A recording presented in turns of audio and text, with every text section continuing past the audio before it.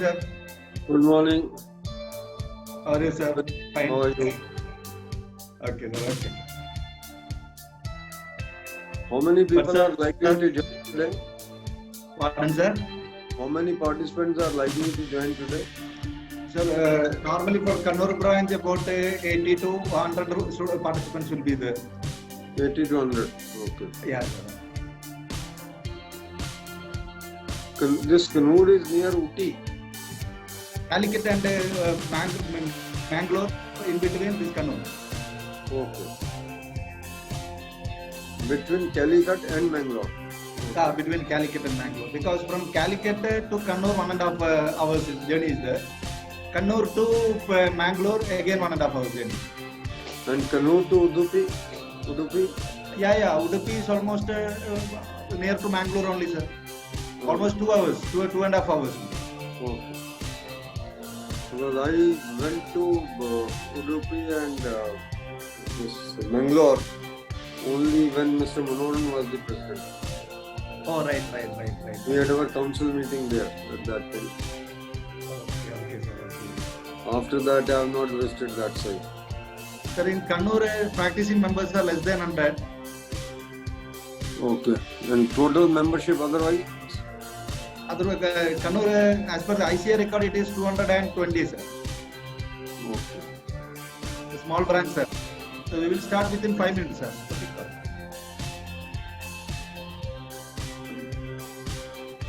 Very good morning to all of you. Most respected senior leader of the profession. I have an experience of more than 45 years in the profession of chartered accountancy. Our own past president of ICAI, faculty of today's virtual CP seminar, CA Amarjit Chopra sir, the vice chairman of Kannur branch, CA PJ Raji, secretary CA Shivprasad sir, treasurer Dinesh sir, members of the profession, illustrious past chairman of Kannur branch, my dear participants, students. Very good morning to all of you. Today, in this golden moment of Kannur branch of SARC of ICAI, we all are delighted with the presence of illustrious past president, the icon of the profession of chartered accountancy, CA Amarjit Chopra sir, to present the most relevant topic on common errors in financial statement. I'm sure that Chopra sir will find time to caution and guide our participants regarding the various risk that we are going to face or the professional may face on account of the mistake committed in line with the NEFRA and other government association or bodies.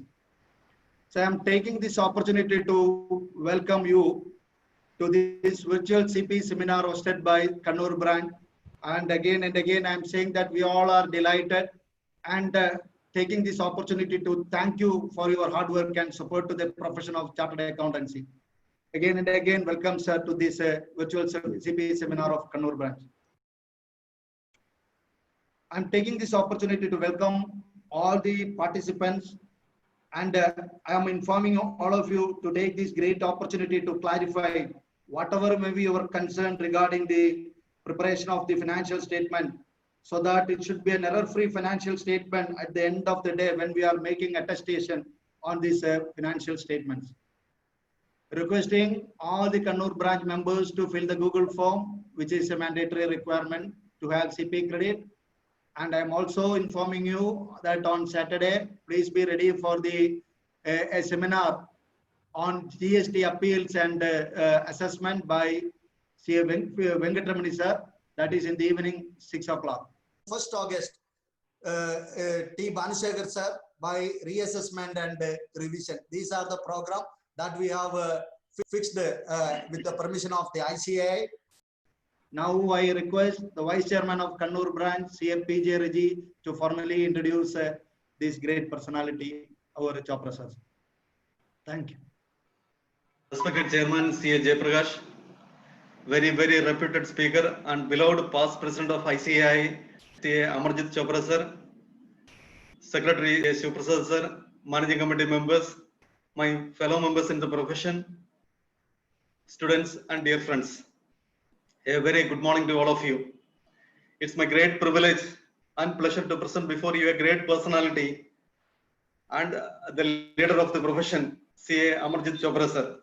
Sir, I am sure that you need no introduction to any of the members of the profession. Still, as a matter of professional courtesy, I am briefly introducing. A highly acclaimed chartered accountant for more than 45 years, CA Amarjit Chopra sir is a senior partner of GSA and Associates Chartered Accountants, New Delhi.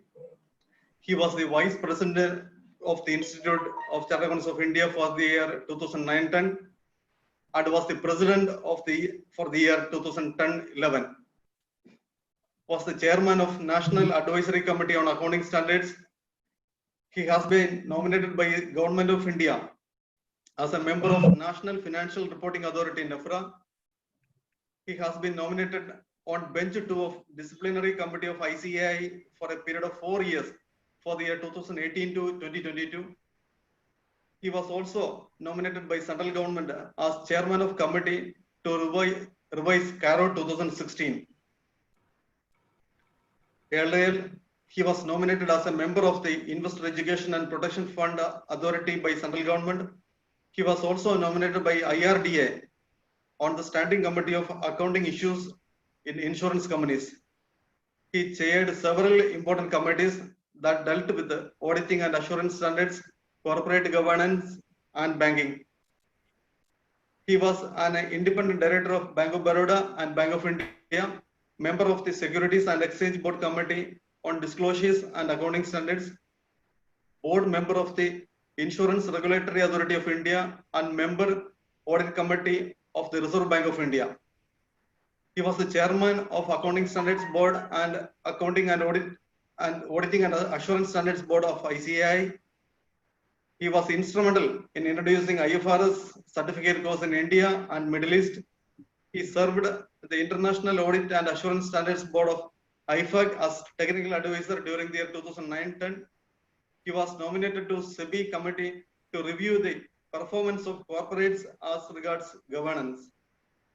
He has been conferred honorary membership of the Institute of Chartered Accountants of Australia and New Zealand and honorary life membership of the Association of International Accountants, London. A prolific speaker, delivered more than 2,900 lectures on various topics including accounting and auditing standards, IFRS, banking including financial inclusion, insurance, corporate laws, corporate governance, ethical standards, and peer review both in India and in abroad. He has contributed articles in journals on accounting, auditing, and corporate governance. He is presently on the board of Tata Power Delhi Distribution Limited, RICO Auto Industries Limited, RICO Investment Limited, Rube Automobiles Limited, and ICAI Accounting Research Foundation Limited. Dear members, this is a very brief introduction of CA Amarjit Chopra sir. Sir, thank you very much for joining us today. Thank you, sir. Thank you, Ruji. Thank you. Sir, over to you, sir. Over to you. Thank you. Thank you, Jeff. Thank you, Mr. Reggie, for a very, very generous introduction. Let me put it that way. I think this is my first address to the members of your branch. So I'm making my debut so far as your branch is concerned. And whenever you make a debut, whether it's a test match or even a seminar, I think the feelings of the speaker are the same. Because there is bound to be some kind of nervousness in this speaker or in the player whenever one is making a debut anywhere. But I think one will like to do justice to the subject which has been given, because this is one of the very, very because there are certain topics, dear topics to my heart, very frankly, which I find and I have always believed that we need to be very, very close to. And if we have Recently also I delivered 2 talks on this particular topic, and I find that lot of members have lot of confusion when we prepare the financial statements at any given point of time. When I come to this particular topic of common errors in financial statements, I will like to deal it with, I may jump from one standard to another standard, but I will like to devote time on few of these standards very candidly. The simplest of the accounting standards that we have today, we all know, is the AS1, which deals with the disclosure of the accounting policies. This standard has its own requirements. But believe me, the simplest possible standard is being breached time and again by the members. This particular standard deals with the situation that whenever we prepare the financial statements, there are certain basic concepts, fundamental assumptions. The fundamental assumptions can be of, you can say, going concern, it can be of maturity, it can be of consistency. But even these basic assumptions, the substance, are being breached time and again. The accrual concept for that particular matter. I will give you the examples in respect thereof. See, so far as going concern is concerned, I think there are a number of organizations where we don't even find a comment with regard to the going concern. And believe me, in COVID-19 situation today, if the managements don't disclose whether they are going to be going concern or not, and on what basis they say the going concern, as an auditor, I am supposed to deal with SA 570 revised and get into that whether if the management does not disclose the going concern, in any case I am bound to qualify the report. Let me be very clear under this COVID-19 now. And if they disclose that they are a going concern, in that particular case, I'm supposed to get into the assumptions, presumptions, everything, whether it's a going concern or not. The problem is that if some entity is not a going concern according to you, in that particular case, the accounts cannot be based upon the historical concept basis. In that case, the entire accounts have to be based on the realizable value basis. Because if you are yourself convinced that there is bound to be a substantial curtailment of the activities of the organization, or in the entity is going to close down in the near foreseeable future, in that case, there's no point in putting or disclosing something at the cost. In that particular case, you have to follow the realizable value concept, because if you are going to close down, the debtors are not going to pay and you are not going to pay to the creditors, then whatever is actually payable by you should be shown as payable to the creditors, and whatever is actually realizable by you should be shown as realizable, and the value at which the fixed assets can be disposed of, that should be the value at which the fixed assets should be shown. Unfortunately, even where the organizations have not been going concern, believe me, in this situation of COVID-19 today, what is going to happen is that lot many restaurants are going to close down. I'm very clear about it. You look at the tour operators, you look at all those people who have been dealing in tourism, what kind of situation they are going to face. We all know it, because people are not going to travel for another 6 months. When I say are not going to travel, they will travel only if it is imperative to travel. They will not travel otherwise. So unless I test whether the accounts are actually based upon the going concern or not, and whether that particular disclosures are properly made, and whether I really get into those disclosures, I think I'm committing a harakiri so far as the financial statements are concerned. But unfortunately, this is one area where we even don't look at as much as we should have been looking at. Then comes the point, I can show you the balance sheets of some of the banks. When I say some of the banks, public sector banks, and the largest of the large banks in this particular country. Because when we deal with this particular standard of AS1, this particular standard says disclosure of accounting policies which are actually material accounting policies, because materiality is one of the hallmarks so far as this particular standard is concerned. You cannot deal with the immaterial items. You cannot have accounting policies for the immaterial items in any case. You have to have the accounting policies only for the material items, because that is the way the accounts have to be dealt with.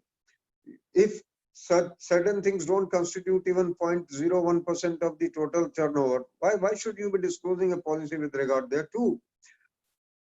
But look at the case of the banks, and I think we happily, the central statutory auditors also and the branch auditors also, the banks have been disclosing the accounting policy that all our incomes and expenses have been booked on accrual basis except for the locker rent. Now you try to find out. I'm just giving you one example. Whether there is a need to say locker rent. Locker rent does not constitute even 0.001% of the total income of the bank. Why should I be disclosing that particular policy that the locker rent is being accounted for on cash? There's no point in doing that, because this is absolutely an immaterial item from that particular angle. So what one is trying to tell you is, we are only supposed to disclose which are the accounting policies which are actually significant, which are material in, which are dealing with the material items in the preparation of the financial statement. You can't have accounting policies even for the smallest of the small items for that particular matter. The other thing is, because this particular thing talks of accrual concept, some of the accounts, and I will give you the example, at least 2-3 examples in this. And it appears so simple, yet it is so significant breaches of the accounting standard. There are listed entities in this country. I'm talking of the not even private limited companies. I'm not talking of closely held companies. I'm talking of the listed entities in this country, wherein they have made the disclosure that we have not accounted for the interest on borrowings from the banks. We have not created any liability in respect thereof, because the bank has treated our account to be a non-performing account. I think this is probably one of the worst notes that one could have seen. And the auditors have not even qualified the report. Let me put it that way.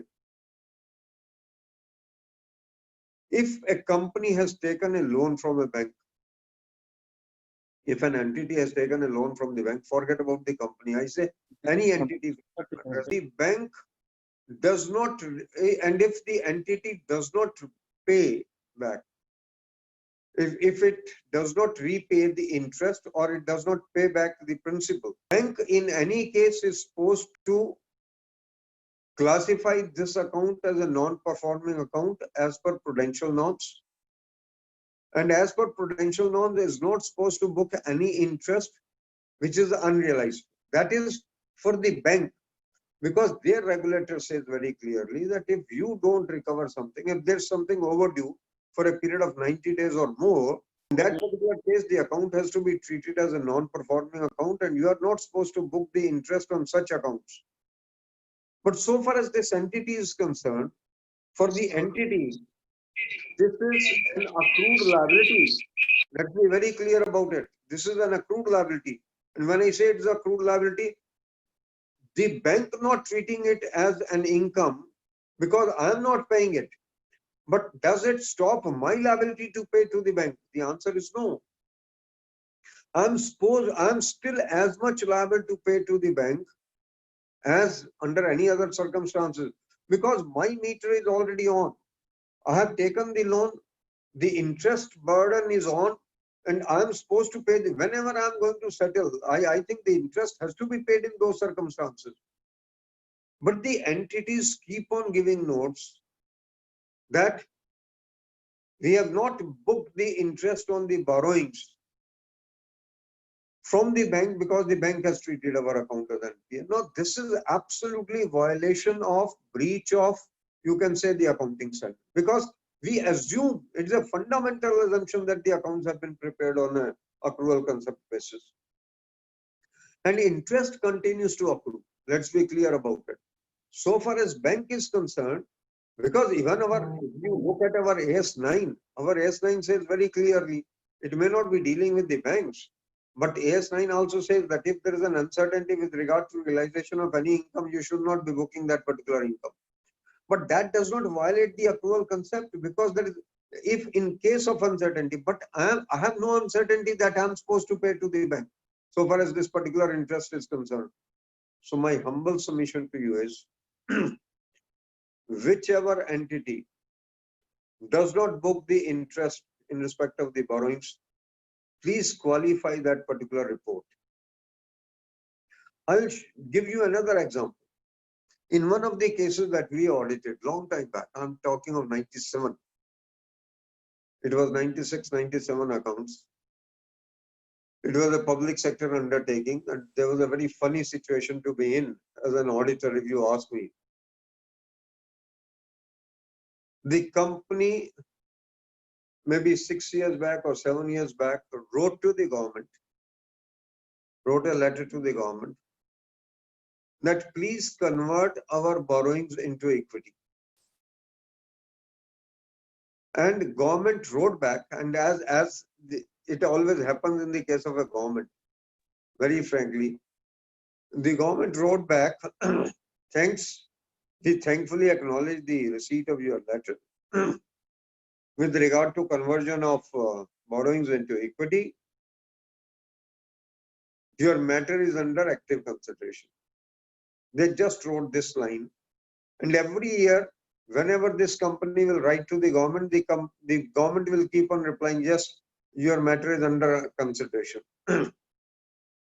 Because I think we all must acknowledge that in government, whether something happens or doesn't happen, but the matter remains under active consideration in all those cases. The point I am trying to drive you home is that this company stopped charging interest on the borrowings. But the more funniest part was, after all, the liability with regard to the borrowings would continue till the time the government converts into equity. Because the government, whenever is going to convert it into equity, they will include the interest on the borrowings up to that particular date and then convert that into equity, even if at all they are going to convert. Number one, they may not convert. And number two, even if they are going to convert, they will take the interest up to that particular date and then convert it into equity. The company stopped charging interest on borrowings and started showing it as, you can say, the contingent liability, so far as this interest part was concerned. No, but whenever it will come to the tax liability computation, they, based upon Kedarnath Jute Mills case, they will say that it is an ascertained liability and pay tax on the lower amount. For the purpose of computation of tax, they will deduct it. But for the purpose of debit to the profit and loss account, they will not do it. So the point that one is trying to again clarify to you is, it was a funny situation to be in, that for the purpose of debit to the profit and loss account, you showed it as a contingent liability. But for the purpose of calculating the tax liability, you treated it as a definite liability. Now, when we went as the auditors, we said it cannot be done. And we gave an adverse opinion in this particular case. And when the case went to the C&AG, C&AG upheld our contention. And they said, you cannot blow hot and cold in the same breath. There's no point in saying that you are basically violating the fundamental principle of accrual. Because if you don't accrue the interest, whereas you are liable to pay the interest on the borrowings, then you cannot take it for consideration for the purpose of computation of the tax liability. The C&AG was clear, we were very clear. Either you calculate the tax also based upon the condition that it is a contingent liability, or in the normal course, it should have been treated in any case as an accrued liability so far as the interest was concerned. So one is trying only to tell you, please follow this principle of approval under all circumstances. I think that's the most fundamental thing, because we keep on writing on the top of it in the accounting policy, the accounts have been prepared on accrual concept. If the accounts have been prepared on accrual concept, you cannot have a situation wherein you don't provide interest on your borrowings, which are ongoing, simply by writing a letter or simply because the bank has treated something as a non-performing account. The other thing where the consistency clause is being violated everywhere, I think in a very large number of cases, this kind of a situation actually arises.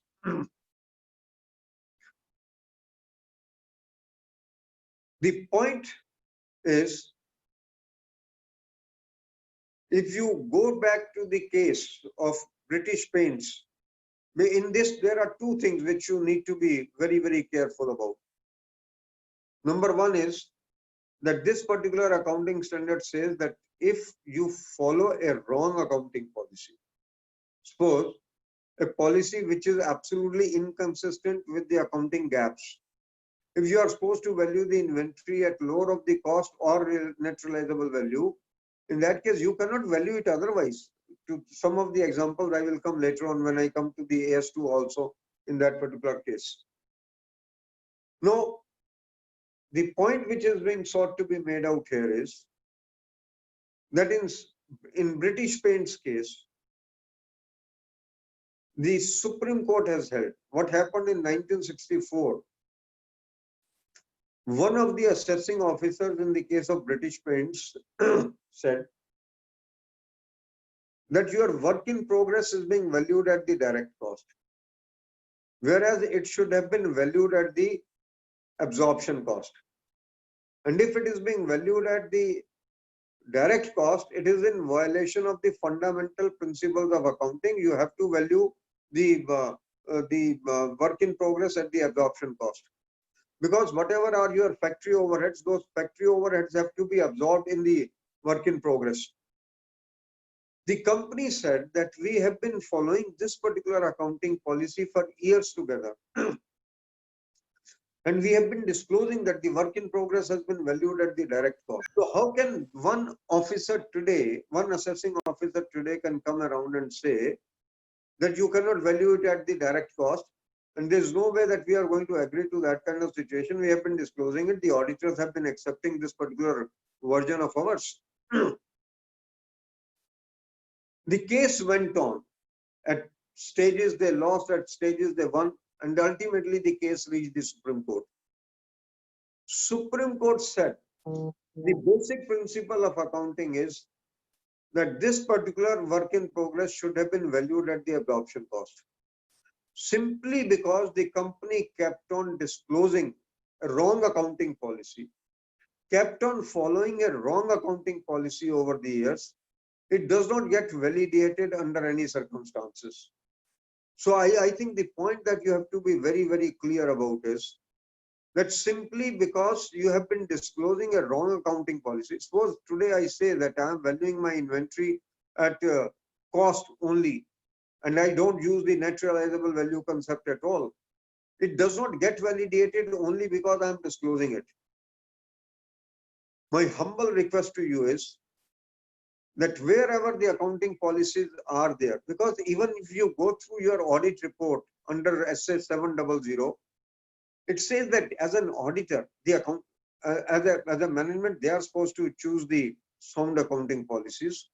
But as an auditor, I have actually looked into the accounting policies, and these accounting policies are absolutely sound. I say it in under SA 700 for that particular matter, that these financial statements reflect true and fair view. And when and under what circumstances these will reflect true and fair view? When the accounting policies which have been adopted are absolutely sound. You just can't have an accounting policy which is absolutely contrary to the basic accounting principles. If you choose that particular policy and you keep on doing it for years together, it does not get validated. I think this is one of the commonest of the errors which is committed while preparing the financial statements. What happens is there is a change of auditor.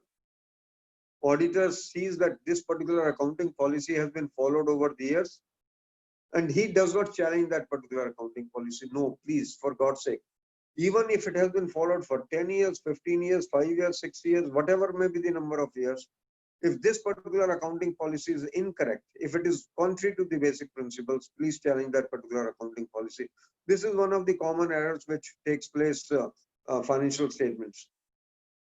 The other thing is that whenever there is a change in the accounting policy, please read the change in the accounting policy in AS1 read with AS5. AS1 talks of that you can change an accounting policy. The only thing is that you need to disclose that particular change, the effect of the change and the effect of the change in the accounting policy.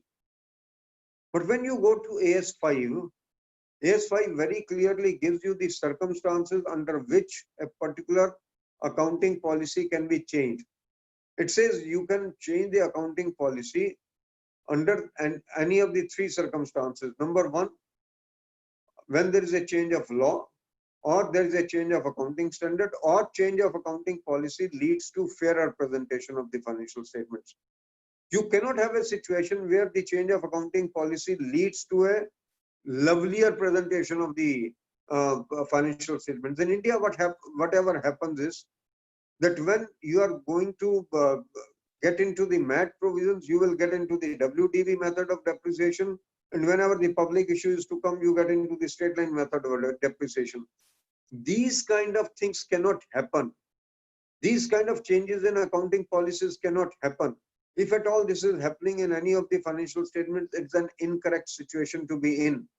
But what is happening is that we as auditors have been very, I think, insensitive to the changes in accounting policies. And we have been ourselves recommending in certain circumstances that you change the accounting policy. Any change in accounting policy has to be tested with reference to the three conditions contained in AS5. And if it does not meet any of the three conditions, the accounting policy cannot be changed. Worldwide, accounting policy has to be tested with reference to change in accounting policy has to be tested with reference to these three conditions. Believe me, so far so good. We were never made to test it. Basically, we have not been subjected to the test of change in accounting policy in the courts of law. But with the class action suits coming under the Companies Act, I think in the times to come will be tested for this also. So please follow this particular principle, that if at all an accounting policy is to be changed, please go to the AS5, read those three conditions, test the change in the accounting policy with reference to that. And if it cannot be done, it cannot be done. But our financial statements, in a good number of cases, believe me, we change the accounting policy at the drop of the hat. It cannot be done. And then the fact and effect thereof both have to be disclosed.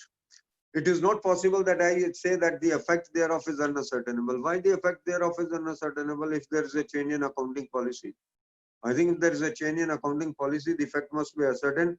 And if the client says that this effect is unascertainable, then I'm supposed to qualify the report in those circumstances. Coming over to AS2, that is with regard to the inventory valuation. I think work in progress I have already dealt with. Work in progress has to be valued at the absorption cost. You cannot have it at the direct cost. You just can't have a situation where you say this is the direct material cost, this is the direct labor cost, this is the direct other costs attached to the work in progress. But so far as the other factory overheads are concerned, we are not going to absorb those. You will have to absorb those. Believe me, number of financial statements of the even listed entities at times say that the work in progress has been valued at cost. But what cost, whether it is absorption cost or it is a direct cost, it does not mention that. If it is cost, it has to be defined what kind of cost it is. It has to be absorption cost. It cannot be a direct cost under the circumstances.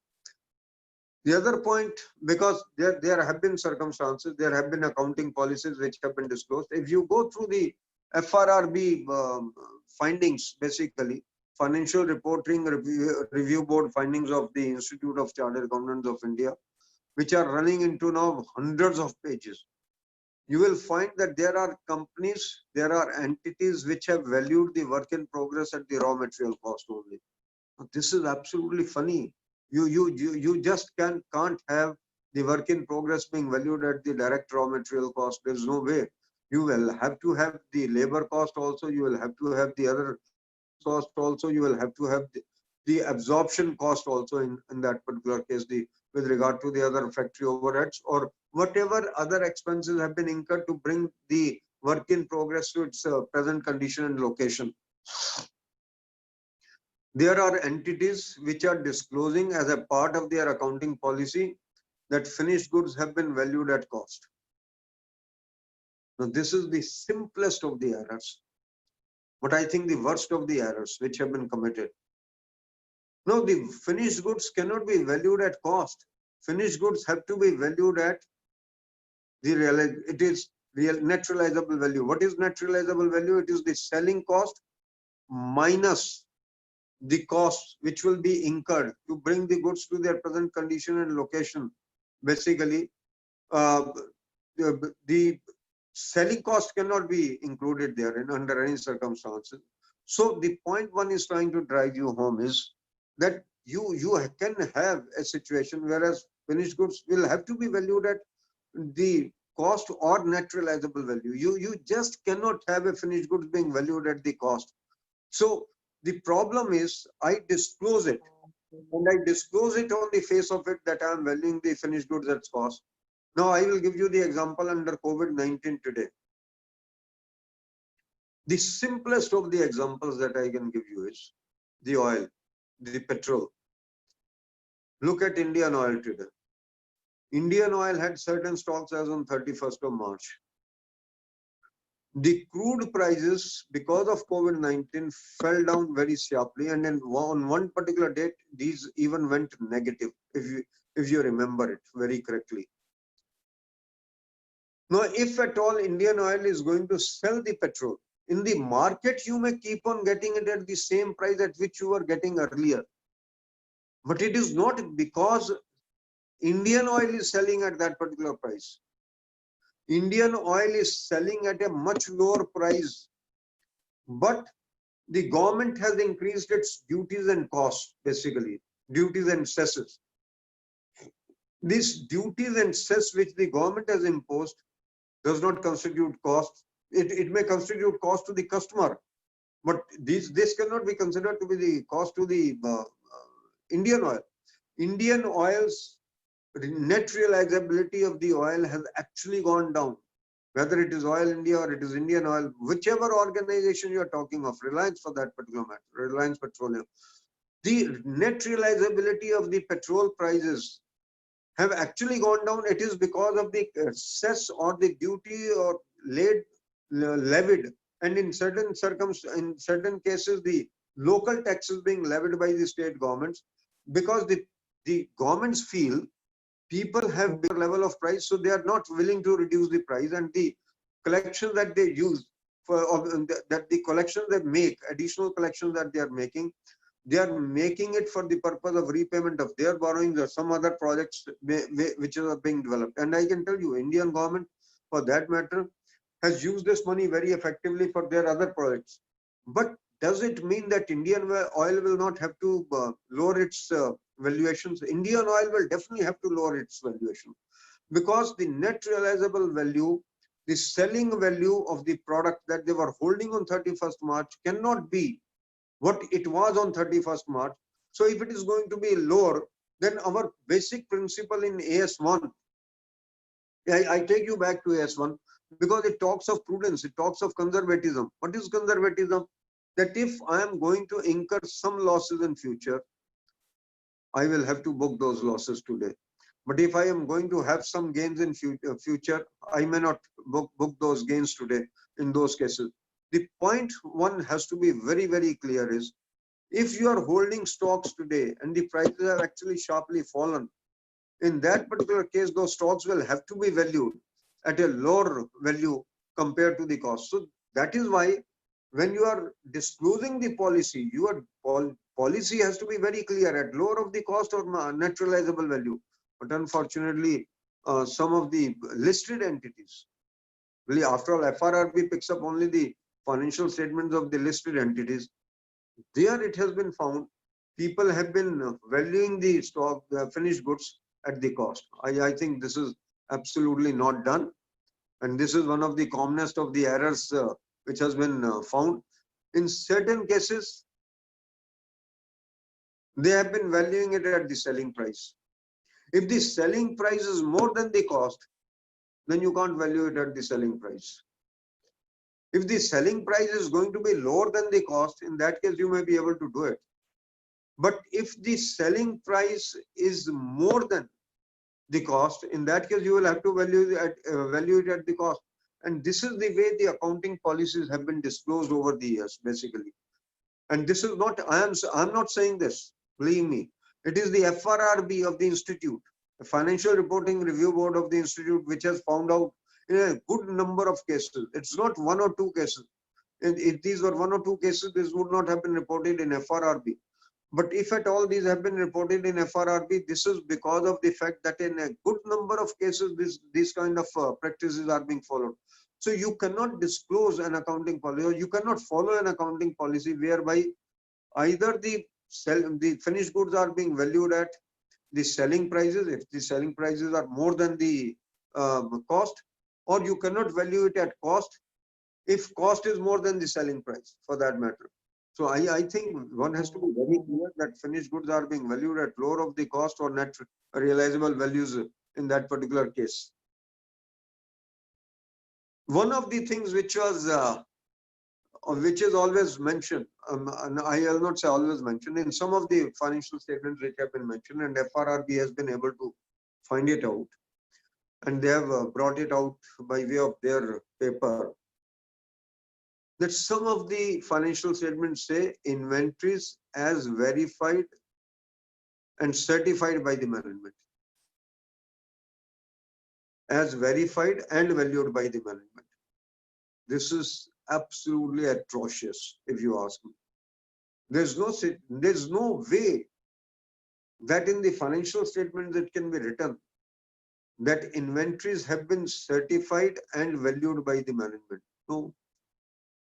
Inventories have to be physically verified, in which the auditor would also be present in cases, and have to be, the valuation has to be as per AS1, AS2. You cannot have inventory because as per the management.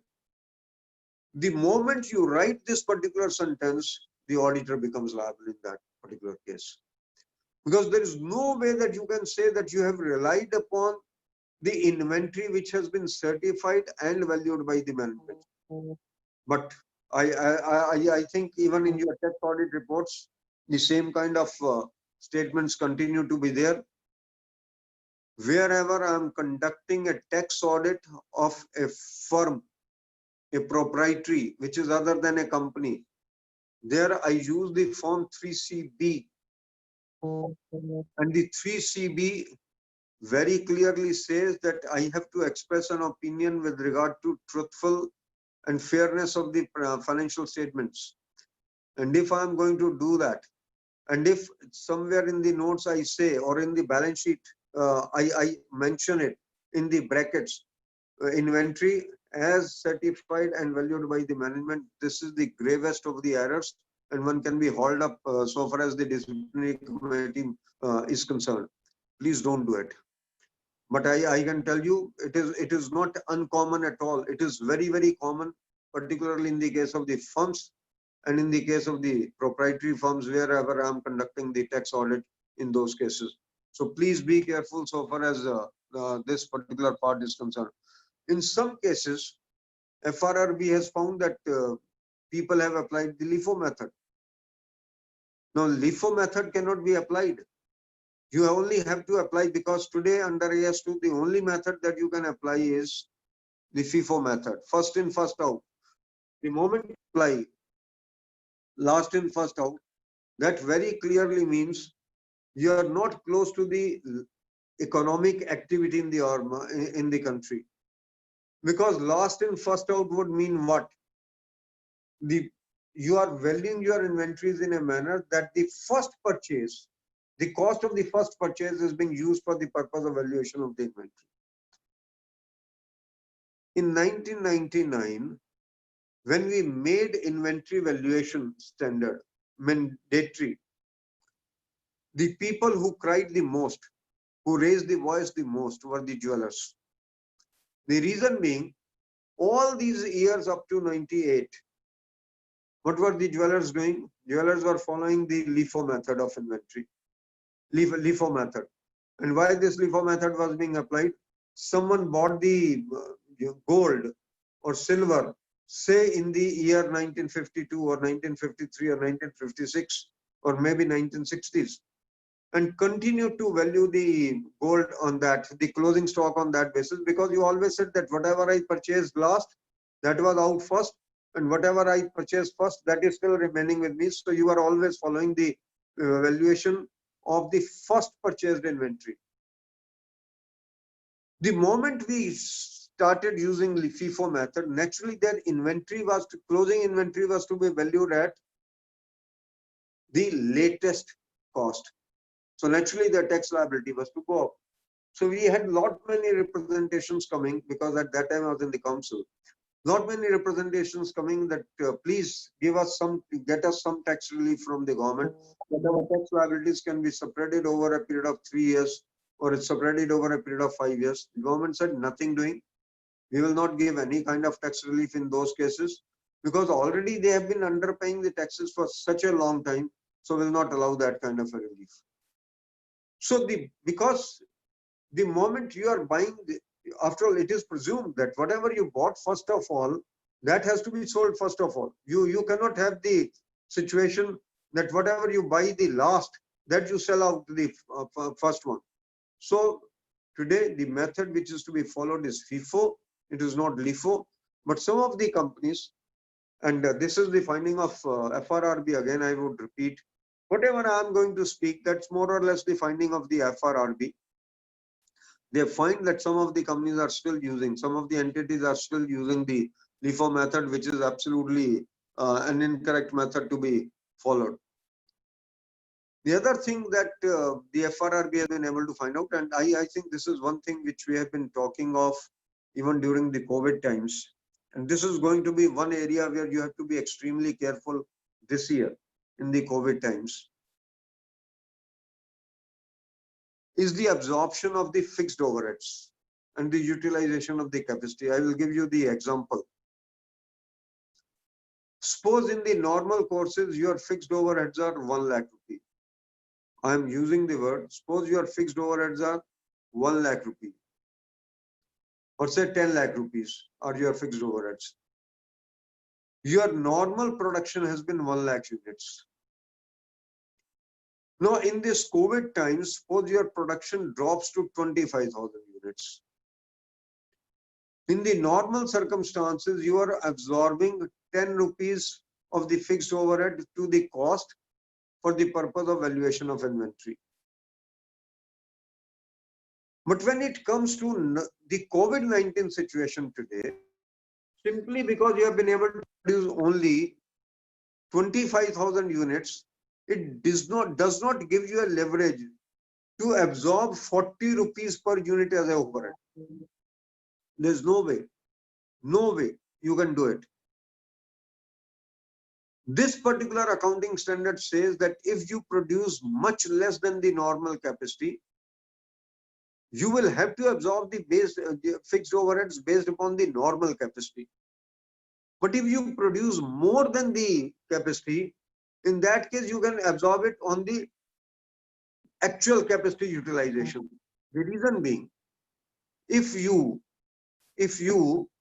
absorb it on a much lower capacity, it means you are absorbing it as a cost, which is actually not possible to be realized, because the fixed overheads are based upon a normal capacity production, and you will be able to recover, say, only 10 rupees per because your competitor will also be able to recover only 10 rupees.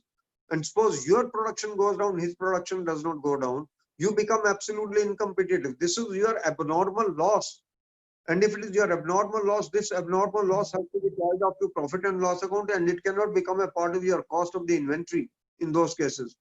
So my humble submission is, wherever in COVID-19, your production goes down drastically, in that case, your overheads will have to be still absorbed. The fixed overheads will have to be absorbed on the normal capacity production. You cannot absorb it on the actual capacity utilization, because if you do that, then you are taking far more to the cost of the inventory, which cannot be realized. And ultimately, you will not be able to sell the product at that particular value, and still you will be writing down the inventory. So the accounting standard very clearly says that wherever there has to be absorption of the fixed overheads, it has to be based upon the normal production capacity. It cannot be at the abnormally low capacity utilization. But if at all it is, the production is more, absorb it at that, because then it is lower. Because that's the concept of the prudence. Basically, your cost is going to be lower in that particular case. So that particular point also, FRRB has been able to observe in a good number of cases. Then it says at certain points, and I will like you to be reading paragraph 24 of the accounting standard very, very carefully. And that is the commonest of the common errors. Let me put it that way. You see, this particular paragraph that I'm talking of is, and I can say that even if people like us have been committing that kind of an error at different points of time. And whenever you read the accounting standard time and again, you start realizing what kind of mistakes you are committing. This particular paragraph says that if you have the supplies, you have the components, etc. And those supplies and components, suppose you have three components, A, B, C, which have to be utilized for the purpose of production of your product D. Suppose you bought A at 100 rupees, B at 75 rupees, C at 50 rupees. It means the cost of the components is going to be 225 rupees, 100 plus 75 plus 50. This particular paragraph says that if your conversion cost added to this 225 rupees, say is 25 rupees, your total cost works out to 250 rupees. If your selling price, if your net realizable value of the finished product is 250 rupees or more, you are not to bother much. Even if the prices of A, B, C decline, I will explain you what I am trying to tell you. It says, suppose first you bought A at 100 rupees, B at 75 rupees, C at 50 rupees. But now on 31st March, the prices of A, B, C, A has remained at 100, B has come down to 60, and C has come down to say 40. It means 20 rupee reduced. It says you don't have to value these at 205 instead of 225 if you can recover 225 plus conversion costs. If your conversion cost is 25 and you are able to sell your product at 250 rupees, you need not bother about it. Absolutely, don't be bothered about under those circumstances. But yes, if your price falls below 250, suppose it comes down to 230, it comes down to 220. In that case, you have to be bothered about, because your conversion cost plus the component cost is not being recovered. In that case, you have to write down the value of the inventory. I think this is one paragraph which we have been ignoring all these particular periods. Why I'm saying so is because when my article goes out for the audit, I always tell him, please pick up A, B, C and find out that their costs have not come down.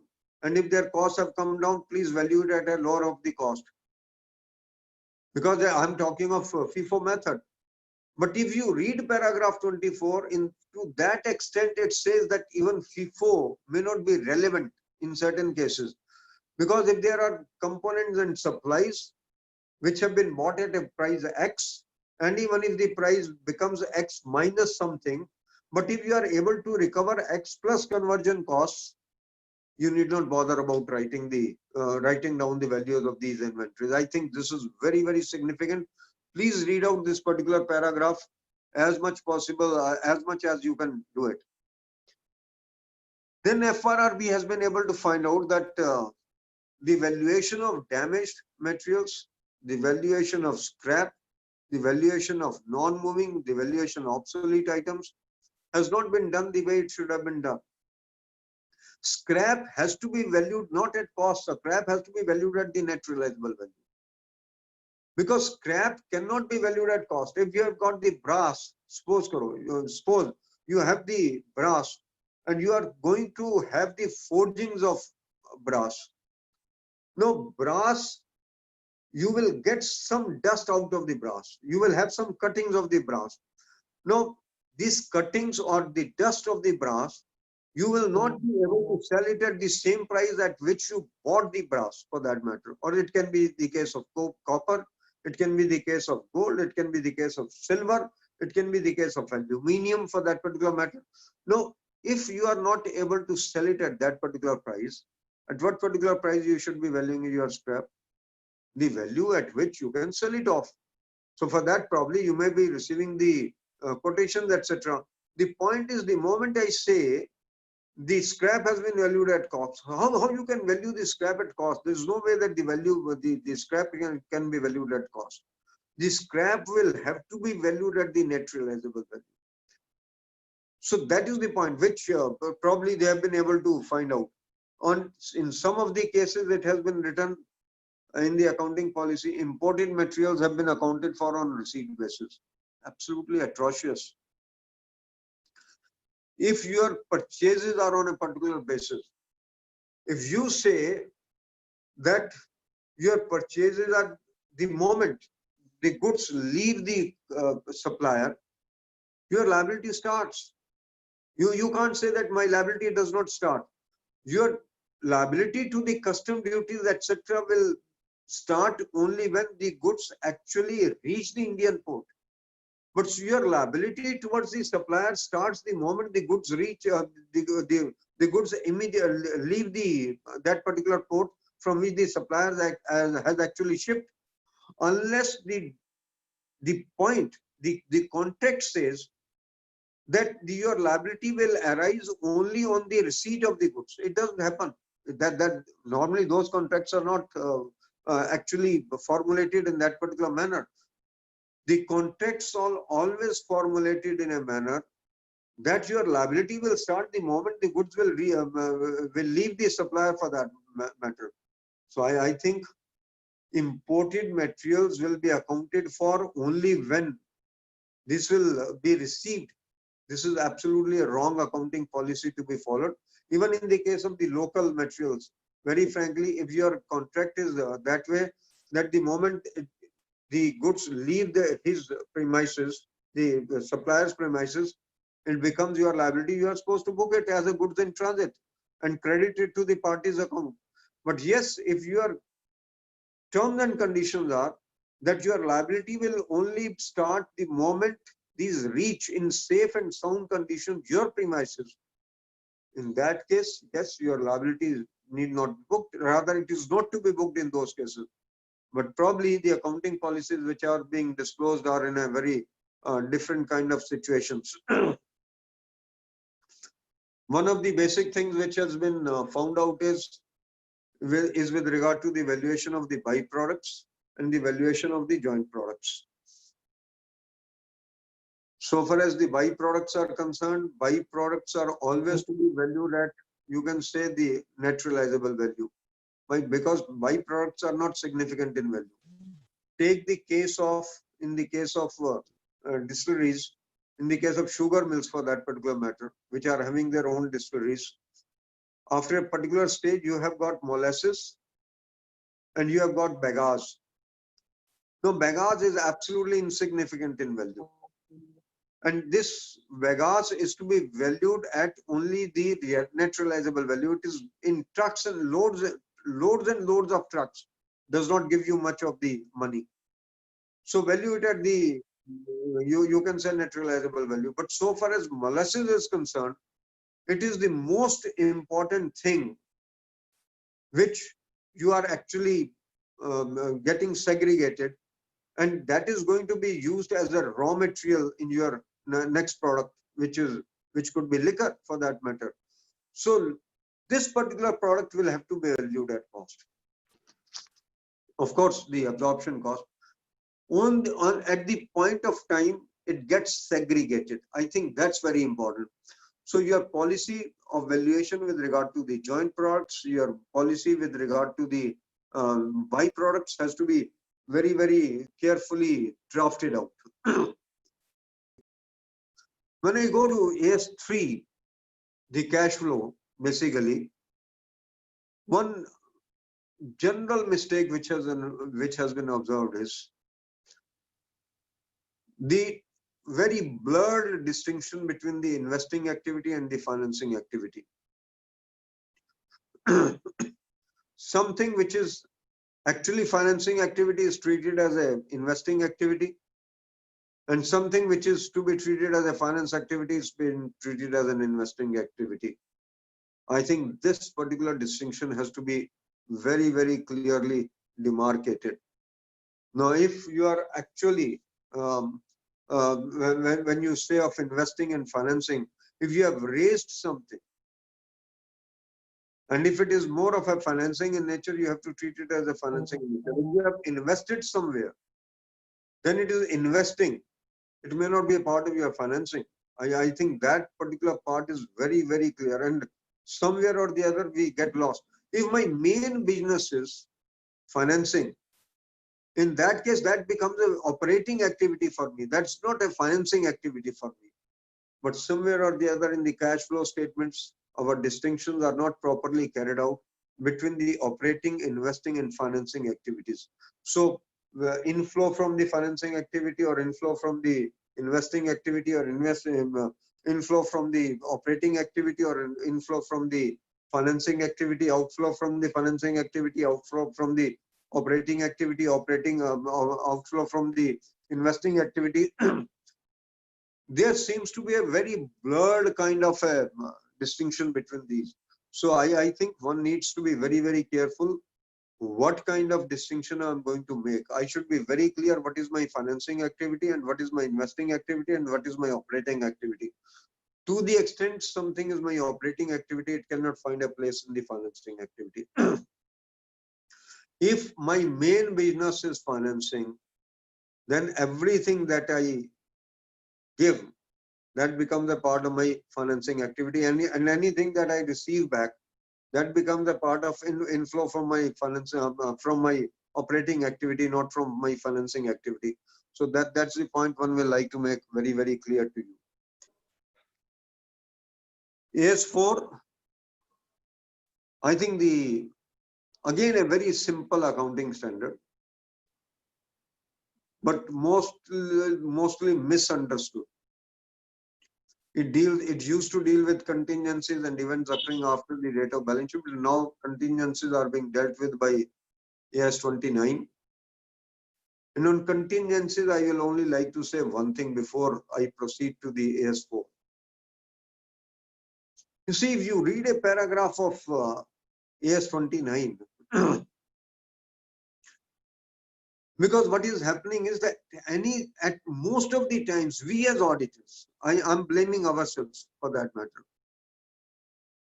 In a good number of cases, we go to the client and tell him that it may not be shown as a liability, you can show it as a contingent liability. He says that this is a disputed case, I say show it as a contingent liability. Fine, it may be shown as a contingent liability, nobody stops me to show it as a contingent liability.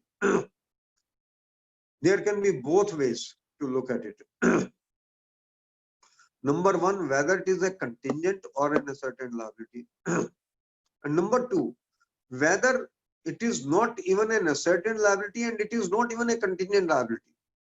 I will give you a few examples. See, suppose there is an income tax demand in this particular year and the demand is huge. In the earlier years also similar demands have been raised. We have gone in appeals. Certain part of additions have been deleted and certain part of additions have been sustained. Please hear me very carefully so far as this particular point is concerned.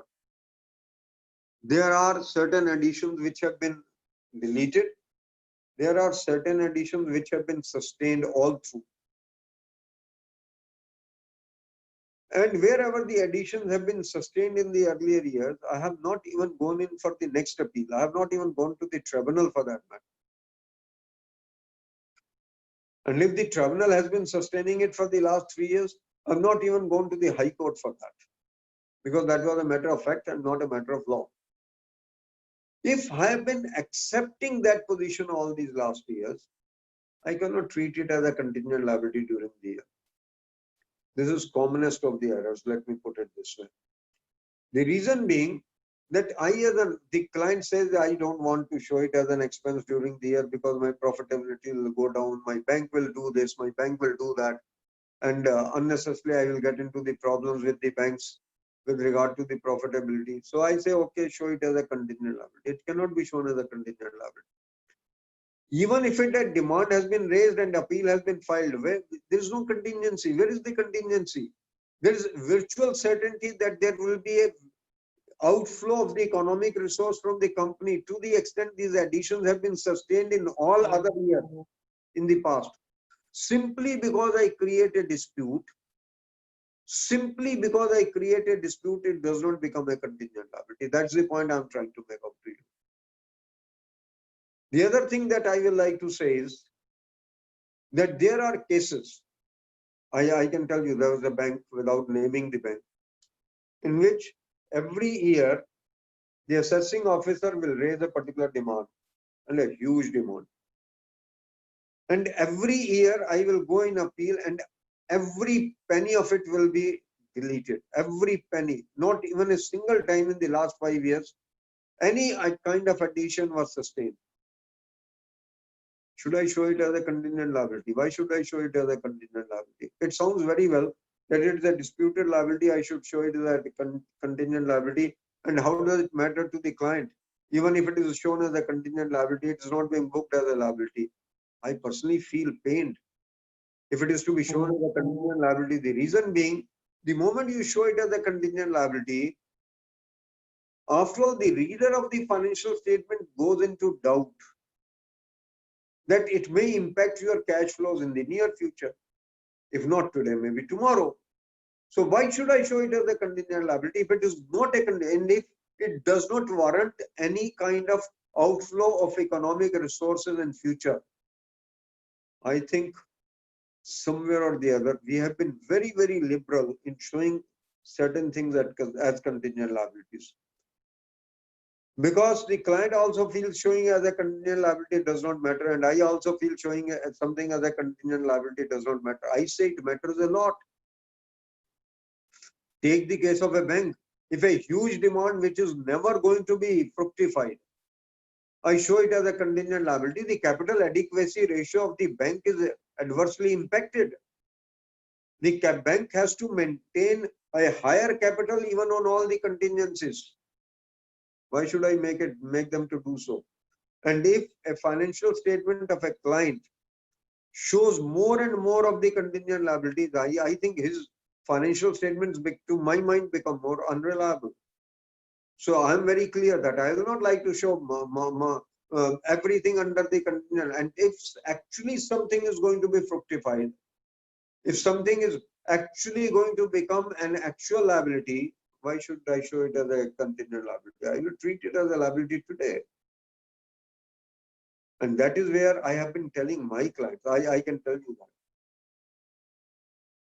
I have been telling my clients, particularly who are in the real sector, that if you are losing the cases in arbitration, and the arbitrators have been appointed with your own choice also, you not say that simply because you have appealed to the next stage, it becomes a contingent liability. No. I think we have to start making some kind of provisions. We can even have a situation wherein we can say that if we are in the second stage of appeal, this kind of a provision be made, because some kind of an apprehension has to be in my mind. That if I have lost at the first stage, what is going to happen? If I lose in the second stage, what is going to happen? If I am losing in the third stage, what is going to happen? And that is the reason, if you look at Caro, whether it is 2020 or Caro 2016 or 15, if you look at the Caro very clearly wants you to show the various disputed liabilities, at what stage those liabilities are. Because the reader of the financial statement should be able to make out an opinion with regard to your financial statements as to where do you stand in those cases. If you have lost in two stages, probably the chances are that you are going to bear a tremendous amount of liability in the periods to come. So my humble submission to you is, please start looking at these contingencies very, very carefully. You don't ask the client to show something under the contingent liability when it is actual, or don't ask him to show something as contingent liability merely because it's being disputed, whereas there is no possibility of any outflow of economic resources. I will not even ask him to show it as a contingent liabilities on those causes if I'm bound to win that particular case. I may say that there are certain cases under income tax, but I will not show it as under the contingent liabilities, because my one paragraph in AS 29 clearly permits me not to show it as a contingent liability if there is no possibility of outflow of economic resources in such cases. AS 4, events occurring after the date of balance sheet. I think we are lost somewhere. What is an event which requires adjustment of the assets and liabilities, which happens subsequent to the date of the balance sheet? And what are the events which do not require any kind of adjustment to the assets and liabilities? I think the people who are doing Ind AS or the accounts on Ind AS basis, they would be knowing it pretty well, that whereas the definition of the current liability says very clearly, when I look at the definition of the current liability has been defined very, very clearly. Even under Schedule 3, it has been defined. Let's suppose I have borrowed money from somewhere, and if I have breached any of the conditions whereby my amount can become repayable on demand by the party, even if he has not initiated the action against me. But if my breach of the condition gives him a right to call back the money,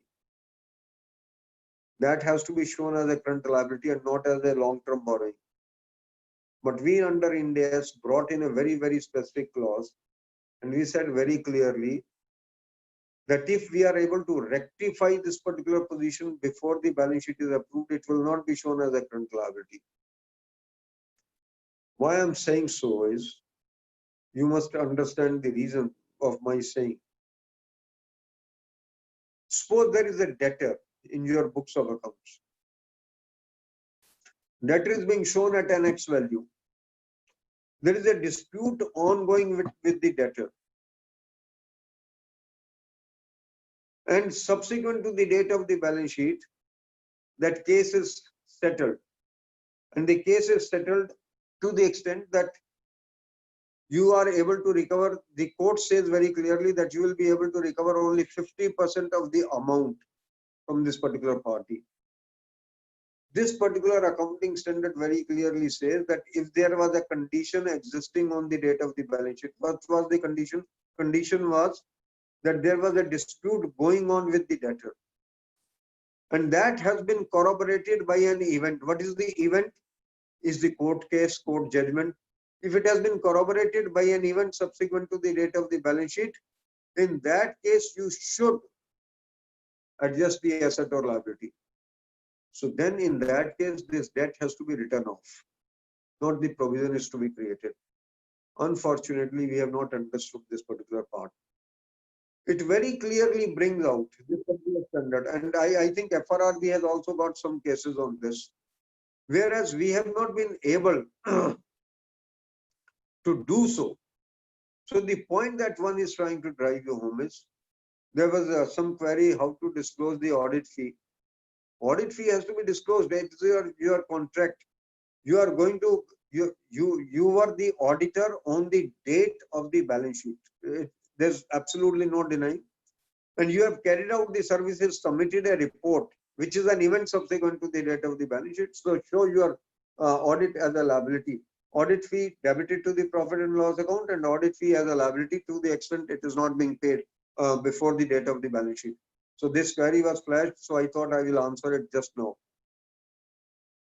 You have to be very, very clear on one point, that all those events which happen subsequent to the date of the balance sheet, but no condition existed on the date of the balance sheet. Suppose there was a fire breaks out in the company post 31st of March. It damages a significant amount of your assets. The accounting standard is very clear. No condition of fire existed on the date of the balance sheet. Even if it has damaged you, you can disclose that as an event. But you cannot adjust your assets or liabilities as a consequence of this as on 31st of March. But some of us do it, which is absolutely contrary to AS4. Conditions should be existing on the date of the balance sheet. You see, the point is, if you have supplied something to a particular party, the party disputed on before 31st of March that your quality, there is a defect in the quality of the goods. And subsequently you agree to 10% or 20% or 30% of the reduction in price. That particular reduction has to be credited to party's account on 31st of March. But if the party did not raise any issue, but returned the goods post 31st of March, then you don't have to be bothered about it. Because sale return in a particular year will be reduced from the sale of that particular year. And you don't have to go back to the earlier year to reduce the sale return, because this was the sale return of that particular year. So I think I am able to make my point clear so far as that part is concerned. AS7 is again one of those standards wherein we have thrown the prudence to winds. I give out in the accounting policy that claims in respect of extra items.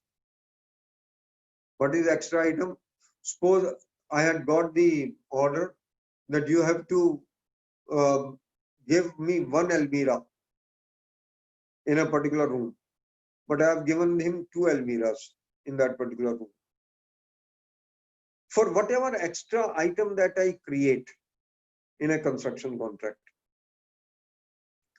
or whatever escalation claims that I raise in a particular contract, which is beyond the contractual agreement. Suppose again I am saying, suppose I was entitled to 5% escalation. It was said that if the inflation goes up by 5%, I will be able to get a raise of 5%. But suppose the inflation actually went up to 10%, and I have charged 10% to the party. And my accounting policy says that we have charged the entire escalation, even beyond the contractual arrangement, to the party. And I say that extra items have also been charged and the matter is being taken up with the client. I cannot recognize that as revenue in under any circumstances. These are absolutely common errors which are arising, because AS7 says very, very clearly that you can only book to the income in respect of extra items, in respect of escalation, to the extent that the client has already approved that. I just cannot book something which the client has not approved on that particular date. But as I said, we keep on even disclosing it. This is again a wrong accounting policy, an accounting policy which is absolutely contrary to the accounting standard itself. And simply because I've been disclosing it, it does not become a valid accounting policy in those circumstances. But this is again one of those common errors which keeps on happening for that matter. And of course, let me also put it that as per in the AS7, the most common mistake which is committed. Suppose I had booked a contract for 1 crore rupee. And I had estimated my cost to be 50 lakh rupees. It means 50 lakh was going to be my profit. Based upon percentage of completion, I can keep on booking the revenue. Now, number one, this standard very clearly says unless the contract has actually reached a particular stage, you cannot book the revenue. I start booking revenue from the stage 1 itself, which I cannot do. And I mention it that we have booked the revenue right from the stage 1. Or I know that this is the contract value. As an accountant, he knows, and as an auditor, I know this is the contract value of 1 crore rupees. It has only proceeded to 5 lakh rupees, and I cannot book the revenue. In that case, I will just show it as a work in progress and debit the debtor to that extent. But under no circumstances, I'll be able to book any profit as a consequence of this. But I keep on doing it. This is absolutely wrong policy to be followed. The other thing that one has to be very, very clear about this is that suppose my costs have actually gone up. My total, suppose that I am at stage 30%, and instead of 50 lakh, and my cost has already reached, say, 40 lakh rupees, and I have only done physically 30% of it. What will be my cost when I have done 100%? My cost will be virtually 1 crore rupee, virtually 1 crore rupee. And if it is going to be virtually 1 crore rupee, I cannot book any revenue. I just can't book any profit as a consequence of this. And suppose my total cost works out to be more than the revenue that I am going to generate. Suppose my total cost will ultimately, my costs have gone up so much because of whatever reason which I cannot claim from the party. Suppose my, instead of 150 lakh cost, my cost is going to be 1 crore 20 lakh. And these are the cases, believe me, which are happening in the real life. And I can recover only 1 crore. This 20 lakh has to be booked upfront. There is absolutely no denying that particular fact because you have already incurred that kind of a loss. Because that is prudence as per AS1. I just can't say that I can keep on deferring my losses in those cases. And I don't think I'm left with much of the time, but I would like to deal with at least one standard more, that is AS10.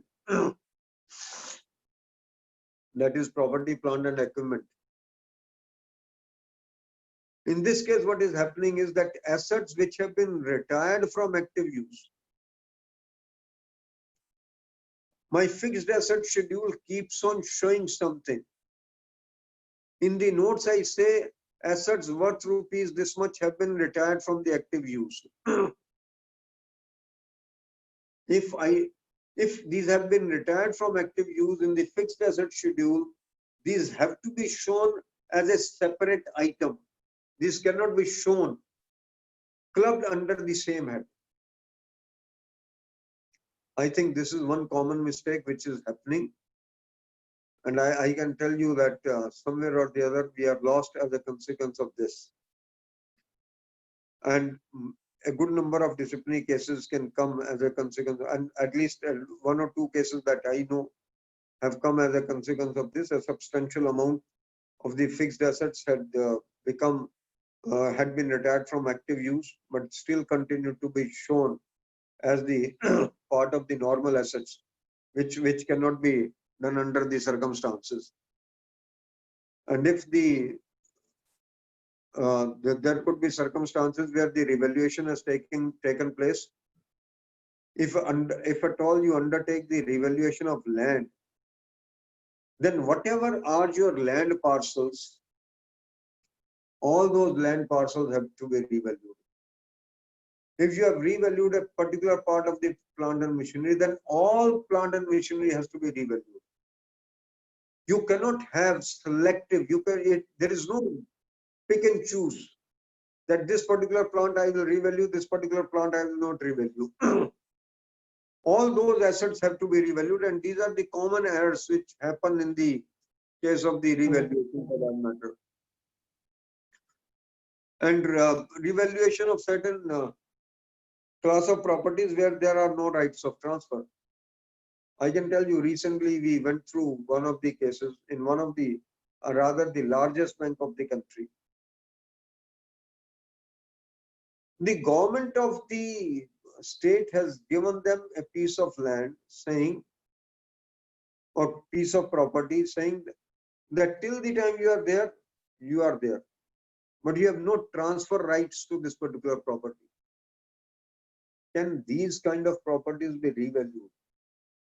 The answer is no. Where you have no right to transfer, you cannot revalue those properties under any circumstances. You can only have a revaluation of the properties where you have a transfer right. Because if you cannot transfer a particular property, where is the question of revaluation? Revaluation can take place only where you have absolute right to transfer that property to anyone. If you cannot transfer it, then it will have to be valued at cost only under all circumstances. Non-disclosure of basis of revaluation, whether you have used the valuation by a certified valuer, even those disclosure, you only say that revaluation has been done on what basis the revaluation has been done, that has not been disclosed. Non-existence of revaluation reserve in the financial statements. You say that you have revalued the asset. These are the cases which are being reported in FRRB. Let me put it this way. I'm not making out a case myself. Revaluation reserve not existing in the books of accounts. Where this has been merged, nobody knows. Probably it has been taken to general reserve somewhere, and the assets have been revalued. I think this is again an error which can creep in some of the circumstances. Non-capitalization of work in progress. Non-capitalization of work in progress despite assets having been put to use. Now, this is a little bit surprising that you continue to have certain things as capital work in progress. Assets have already been put to use, but you have not taken it out of the capital work in progress. So depreciation has also not been charged as a consequence thereof. This is a common error which is happening, and why it happens, I don't have to get into the reasons thereof for that matter. Expenditure which needed to be capitalized is being charged off to revenue for tax purposes. I don't think that it can be done. And at times what happens is something which should have been reduced from the cost of the asset is being treated as a revenue for certain reasons. Because when the project is under capitalization, when the project is under implementation, you might be having certain funds which are lying with the bank. Now you have to reduce it from the cost of the construction as per the accounting principle. But in the income tax, you will continue to pay the tax thereon. But I don't reduce it from my cost of construction. And later on, my depreciation becomes higher as a consequence thereof. So I think this is again something which we need to be clear. Assets not being held in the name of the company. Now you have to report it under Caro also. We have to show it. There are number of firms. I'm telling you, number of firms where the assets are being held in the name of the partners. Firm cannot hold the assets. At least I have to disclose that the assets are being held in the name of the partners. Because tomorrow, if one of the partners sells the asset, I don't even come to know of that. Similarly, in the case of the companies where we have issued capital against certain properties being introduced by certain promoters, those properties need to be transferred in the name of the company.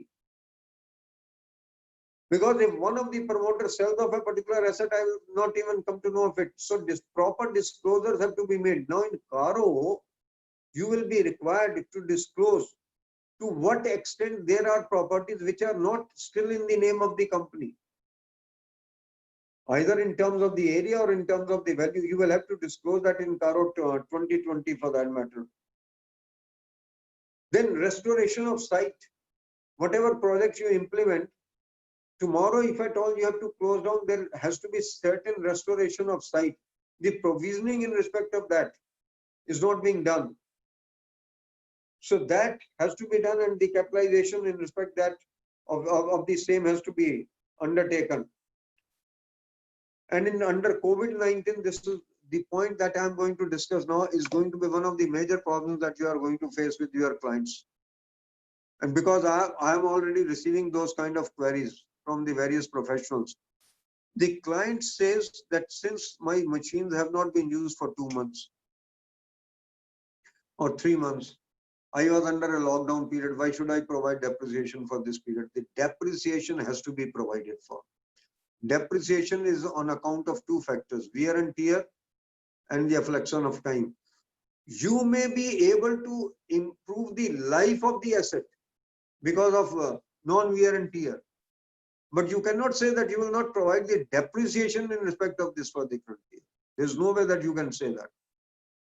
So I think this is one of the major things which is going to happen under this COVID-19 situation, which you will have to overcome in this particular period. And then, of course, whenever the project is under implementation, there can be overcapitalization, there can be undercapitalization. When I say of overcapitalization, I can give you one example at least. One example is that in the case of finance cost, whatever borrowing cost you incur, because AS16 also provides for that, basically. If the implementation stage is suspended because of certain abnormal circumstances, you cannot capitalize the cost incurred in that particular period. And that has to be charged off to profit and loss account. It may happen that there is suspension of activity for certain reasons, abnormal reasons. If it's a normal reason can be that suppose the rains take place and for 5 days, 10 days, 15 days, every year the activity has to be suspended. It is a normal process, and in that normal process, whatever finance cost or whatever salary costs have been incurred, you will be able to capitalize that. But if because of a government order, the implementation has to be suspended, because of a court order, the implementation has to be suspended, and you continue to incur the costs under that particular period, those costs cannot be capitalized under any circumstances, and people keep on capitalizing those. That leads to overcapitalization, and when it leads to overcapitalization, higher depreciation as a consequence of that. But I'm more worried, I'm not as much worried as for the higher depreciation. I'm more worried of the overvaluation of the assets, because that is what is leading today to the banks for agreeing to higher cuts before the NCLT. There is one company in North India which became NPA, which has now of course been taken over by one of the best possible groups in the country. But in that case, the capitalization of the overheads was to the extent of 45% to 55% of the total cost of the plant and machinery, which would mean that if I'm showing certain asset at 100 rupees, 45% of that is probably because of the salary cost or because of the interest cost. Can that be realized? I think the impairment provisions immediately come into play in those cases. So I will like to leave it at this particular thought process. There are many other standards which one could have done, But Mr. Jayaprakash, I think I will have to stop here. It is already 1:10. And if at all there are any queries, you can come up with that and I will like to answer those queries. Jayaprakash ji. Yes, sir. Yes, sir. Sir, thank you very much for your excellent, nice presentation over this 2 hours and enlightening all the members regarding the common mistakes that we are committing. And I feel that many of us may feel that before this meeting, many of us may feel that we are doing the presentation in right way. No, I can tell you there are number of other standards, 11, 16, 12, 15, 21, 22 in particular, the deferred tax wala. But I think within this time, I could have completed only this much. Right, sir. Meanwhile, I could see the participation list, our immediate past chairman of SARC, Jamohan sir, and I have just contacted him to switch on the video. Now, Jamohan sir is here. Jamohan sir, thank you for participating. Yes, Jayaprakash, I was there listening to Amarjit Chopra sir. How can I miss it? So I had requested Secretary Shivaprasad sir to remind me, and I was there from the beginning. Chopra sir, so nice to see you after a long time, though virtually. Thank you very much. I was enjoying the narration like a story, the intricate portions of each standard being narrated, very, very simple and lucid fashion. Thank you very much. And to the members, I had the distinct privilege of working with Sir 1 year in 2005-06 in the Auditing and Assurance Standards Board. Sir was the chairman then. And Manoharan sir became vice president. He co-opted me to the board. It was a great learning experience for me. And I salute sir's energy and the way, I think he's doubtlessly the most active past president. Normally after presidentship, because it's so much of a effort and travel and all that, people take a little sit back and relax. Sir is always active. Now he's part of the committee of the ministry. So nice to have that. And the topic, JP topic was very relevant. And FRRB findings, sir did mention, they're all to be kept in mind, and we should bring about more of compliance. Only then governance will happen. So nice to see that there are, at some point of time, I was seeing the 120 participants. So nice to have. So sir likes Kannur and Kerala so much. So once this is over, we can invite Sir Calicut and Kannur joint program we'll plan. It will be my surely, pleasure. sir, surely. Correct. Yoman, I am talking to the future council member. That's Oh my all I God. can tell. Thank you so much, sir. With your blessings and prayers, we'll work. Koshish karenge, sir. No, I'm very clear whom I am talking to. Thank you so much, sir. God bless you. Thank you so much, sir. Yeah, thank you.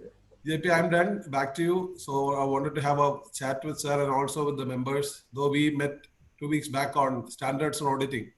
Yeah. This is a more important topic, and hearing it from sir is a real good boon for the branch. And I think students were also there, some of them. Everyone stands benefit. It's over to you. Back to you. Thank you, George. Okay, Jaman sir. Thank you. Now, anything is to be clarified from Chopra sir?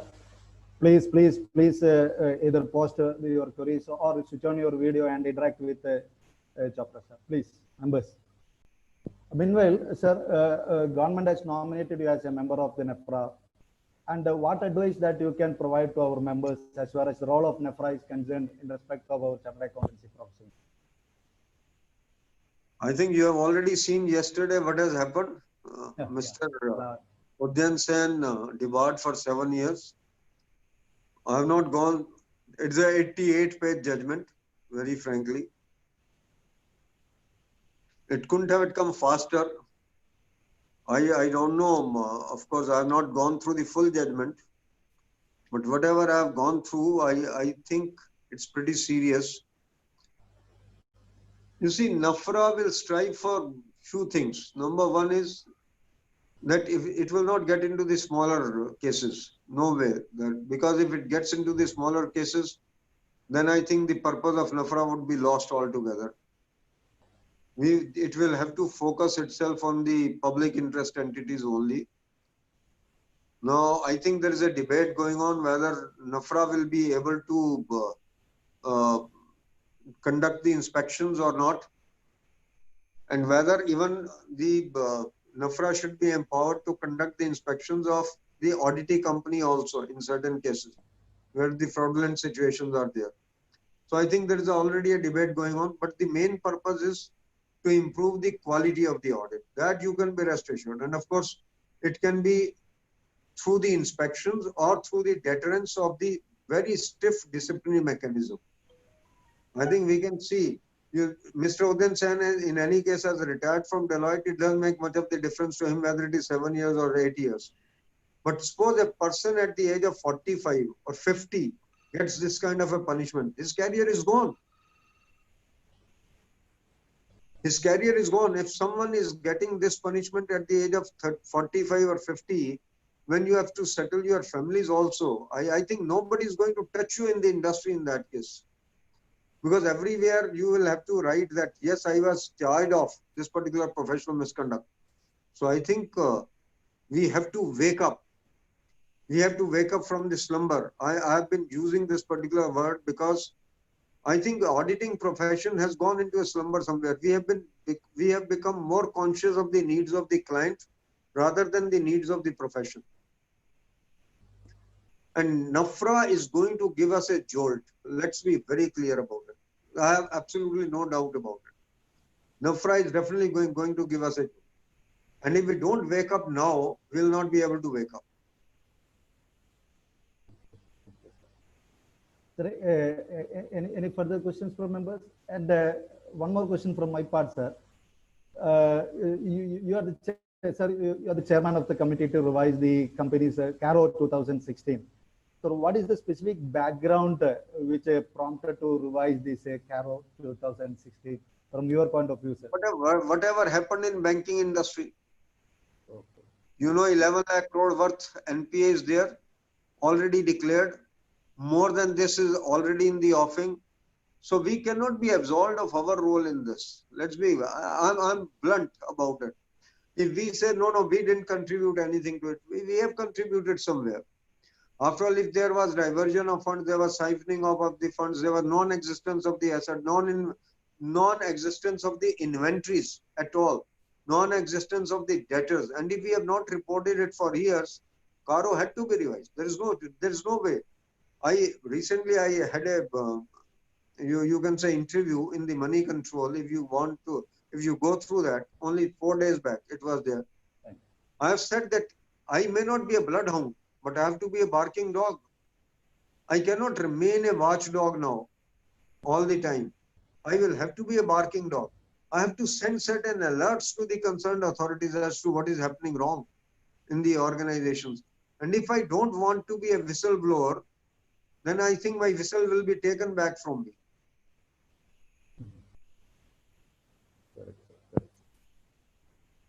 Sir, anyway, I think one question is in the chat box, sir. Can we show the trade payable under non-current liabilities as other long-term liabilities if the payment is to be made after 12 months from the balance sheet date?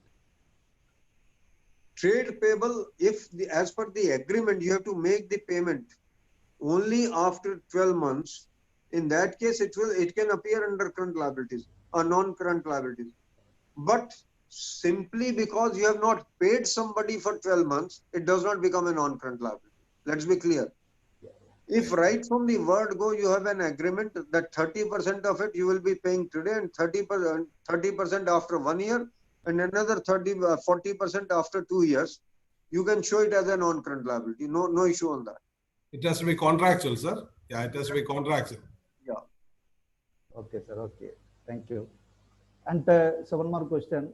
Apart from the going concern and valuation of inventory and all the other things that you have mentioned as far as the COVID-19 is concerned, I think there are certain practical difficulties to comply the certain areas as far as the CARO is concerned. For example, physical verification.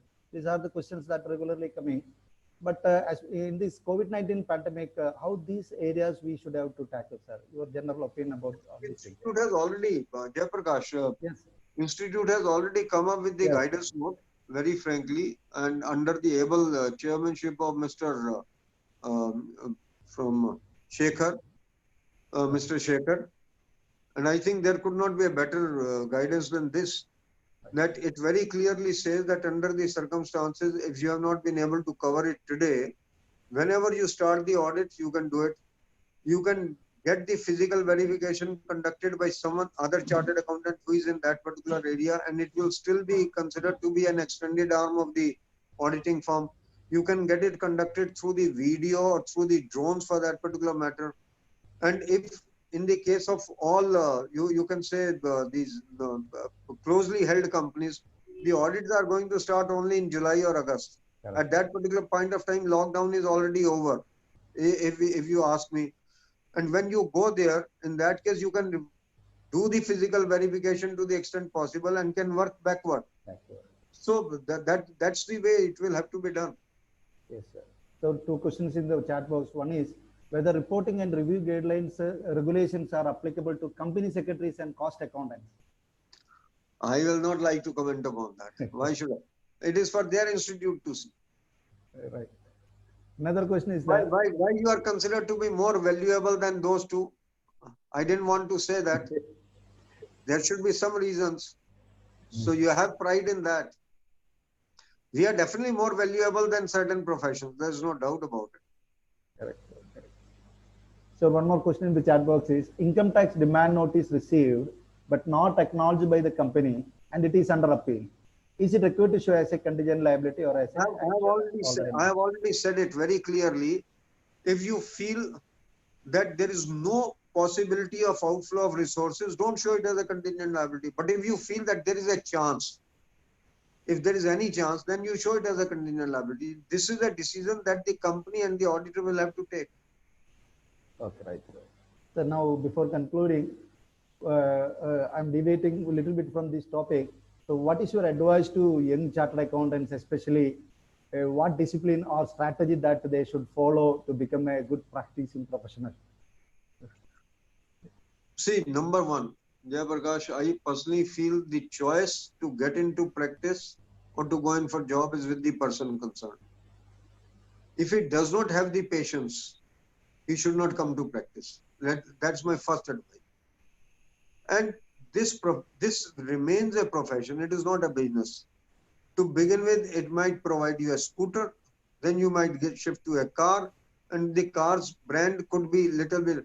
You see, what happens is when I see a businessman riding a Mercedes, I should not be longing for the Mercedes right from the word go. I think that's very important. I bought my car, first car, that was a second-hand car after 11 years of my practice. I don't wish that it happens to everybody, very frankly. Today also, I don't drive Audis or Mercedes. I'm a very contented person. I've got everything, whatever I had to get in my life, whether it is a house or in my office or my vehicle. There has to be some level of contentment. When the practicing CA, I will only say one thing, draw a Lakshman Rekha. You will not go beyond that, come what may, no compromises beyond that. Because no client will come to your rescue. No person in the world will come to your rescue when something comes to you. Today, Deloitte must have, after all, who, Mr. Udan Sen earned money for whom? For himself? No. Udan Sen earned money for Deloitte. Is Deloitte coming to his rescue? Will Deloitte share the punishment or the defamation along with him? No. I think the infamous part thereof will have to be borne only by Udan Sen.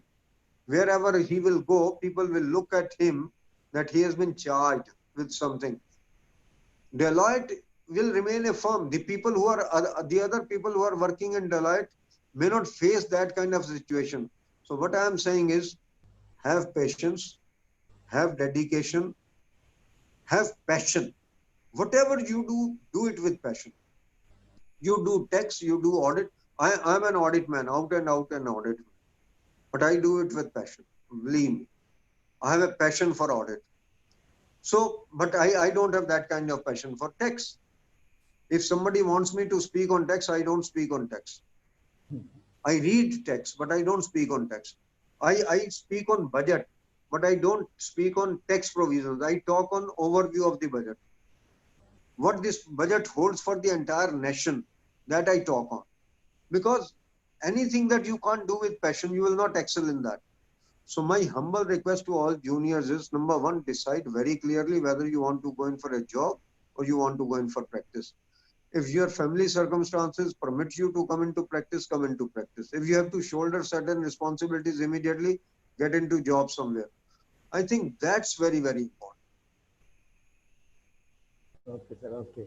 Anyway, thank you, sir. Definitely, whatever may be the advice that we have got in these 2 hours, we will carry throughout our life. And this is one of our dream that you should be in the Kannur branch platform. And today it becomes a reality. And on behalf of all present here, definitely I'm thanking you, sir, for finding your valuable time to spare with the Kannur people. And I'm also thanking Jaman, sir, because from the beginning itself, in the participant list, I am seeing your name. And I thought that at the end of the day, end of the session, I should have to call you. And that is why we have made a call to you to switch on your video also. And I request my secretary, C.A. Shivaprasad sir, to propose a vote of thanks. Chairman of Kannur branch, Chartered Accountant Jayaprakash, very illustrious past president of the Institute of Chartered Accountants of India, Chartered Accountant Amarjit Chopra, and my dear members. Today is a very auspicious day to Kannur branch. It is a proud moment to all the members of our branch. We could associate and interact with a very respected past president of our institute, Chartered Accountant Amarjit Chopra. He has taken our institute, our profession, to greater heights of glory. It is our blessings to have such a leader for our program. We are very happy to inform you that today we had the maximum participation for this seminar. It is my privilege and pleasure to express our sincere gratitude to the past president, Chartered Accountant Amarjit Chopra. We are grateful to you, sir. Thank you very much for being with us today, this morning, for sharing your valuable time, sharing your knowledge, and of course, a wonderful session. Thank you, sir. And always we look ahead your continued support, association, and guidance. Thank you very much.